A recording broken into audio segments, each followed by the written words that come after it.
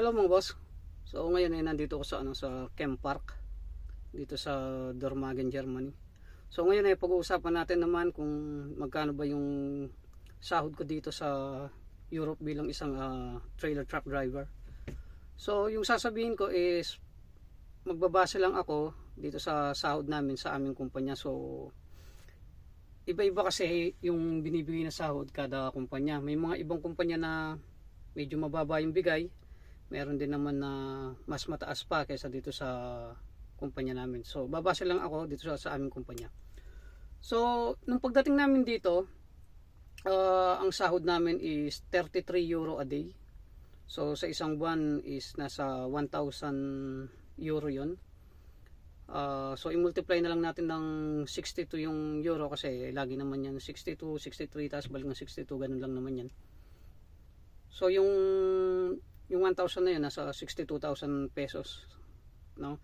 So after nung training namin, kasi inabot din kami ng isang buwan at kalahati, so nung ma-deploy na kami, tumaas na yung sahod namin, ginawa na nilang 45 euro kada araw. So yung 45 euro na yon is 1,350 euro sa loob ng isang buwan.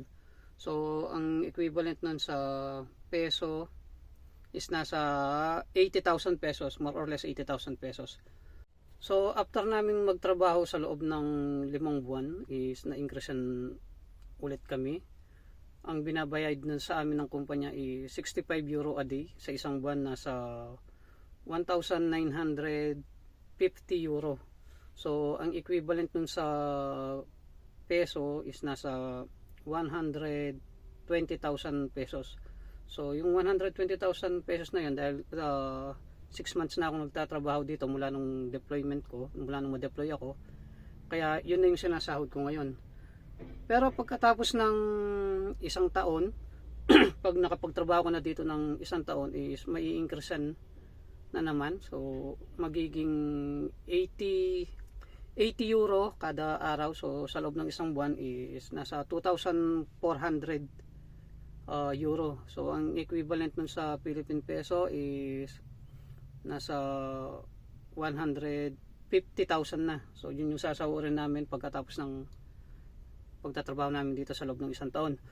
So pwede pa yung madagdagan kasi dito sa amin, sa kumpanya namin is meron kaming mga ADR drivers. So yung mga ADR drivers na yun, meron kaming nakukuha na dagdag sweldo na 5 euro a day. So 150 pesos, 150 real din yung kada buwan. So dagdag din yung panggastos, nasa 9,000 pesos din.